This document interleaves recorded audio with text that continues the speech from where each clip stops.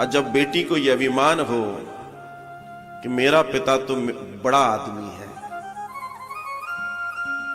मेरा पिता तो बहुत दमदार है, मेरे साथ कोई अभद्रता नहीं कर सकता, जब बेटी को ये मालूम हो, इस बात का एहसास हो कि जनाब जिस क्रॉकरी में आप खाते हो ये मेरे ससुराल से आई है, शाम को थक कर आकर जिस बिस्तर पे तुम लेटते हो ये मेरे ससुराल से आया है, जिस गाड़ी में तुम मुझे घुमाने ले जाते हो ये मेरे ससुराल से आया है, जिस फ्रिज का रेफ्रिजरेटर का तुम ठंडा ठंडा पानी पीते हो ये मेरे घर, मतलब मेरे घर से आया है, तुम्हारे ससुराल से।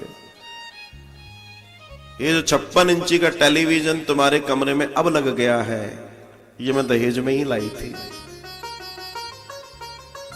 ये जो अपने कमरे का इंटीरियर तुमने बदलवाया है ये मेरे पिताजी के कैश से हुआ है। जिस दिन ये अहंकार अभिमान किसी बेटी में आ गया, समझ लेना उसका घर टूटना तय है, उसका घर नहीं बच सकता।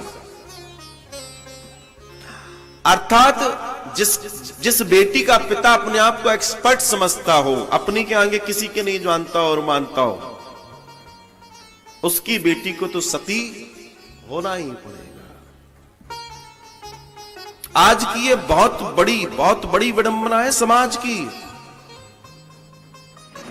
पहले एक जमाना था जब समधी जुड़ा करते थे, समधी बनते थे। एक रिश्ता नहीं बनता है, सिर्फ लड़का लड़की का विवाह नहीं है,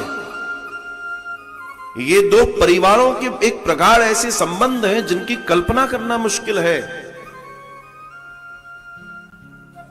इसलिए प्राचीन सभ्यता में हमारे यहां बेटी का दान कहा गया। इतने समझदार थे वो लोग, क्योंकि पहले तो लोग दान की महिमा समझते थे, आज तो नहीं समझते उतना। दान समझते हैं पर दान की महिमा नहीं समझते। तो प्राचीन ऋषि मुनियों ने इस विषय को बनाया और कहा कि बेटी का विवाह हम जो करेंगे असल में उसमें दान होगा। क्यों होगा? क्योंकि दान देने के बाद दान पर हमारा कोई अधिकार नहीं होता। और आज कन्यादान भी कर रहे हैं और अधिकार भी पूरा है।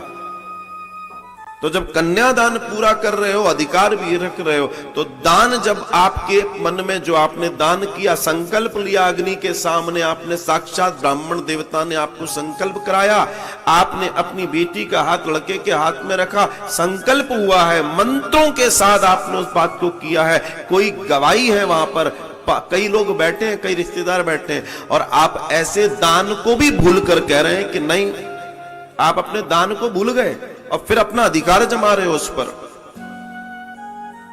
तो आप सोचिए, समाज में पाप नहीं बढ़ेगा तो क्या बढ़ेगा? अगर कोई पिता ये सोचे कि ये जो मेरी बेटी है ये मेरी बेटी है, महाराज वो तब तक आपकी बेटी है जब तक विवाह नहीं हुआ। दरअसल वो तो आपके घर रखी हुई वो अमानत है जो आपको सही जगह पहुंचानी है।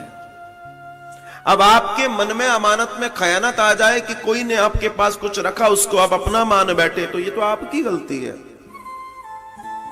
और बच्चों को भी आपको ये सिखाना चाहिए, आपने सिखाया नहीं। आपने उनको ये सिखाना चाहिए था, आपने उनको भी ये नहीं सिखाया।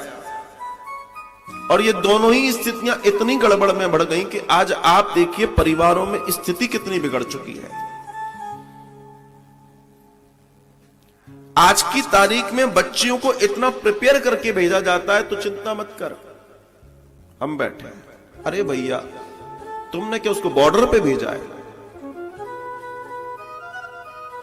किस बात की चिंता नहीं कर, तुमने उसके मन में एक गांठ बांध दी और उस गांठ से नासूर पैदा होता है।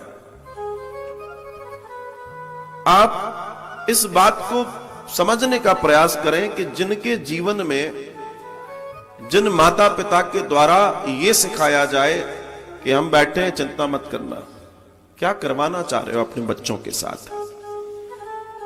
ये सती तो एक बार सती हुई, भगवान राम की कृपा से इनको पार्वती के रूप में पुनर्जन्म मिल गया, लेकिन आज की बेटियां पल पल प्रतिपल अपने मन में और ग्लानि से सती हो रही हैं। सुबह से लेकर शाम तक 25 बार सती होती हैं।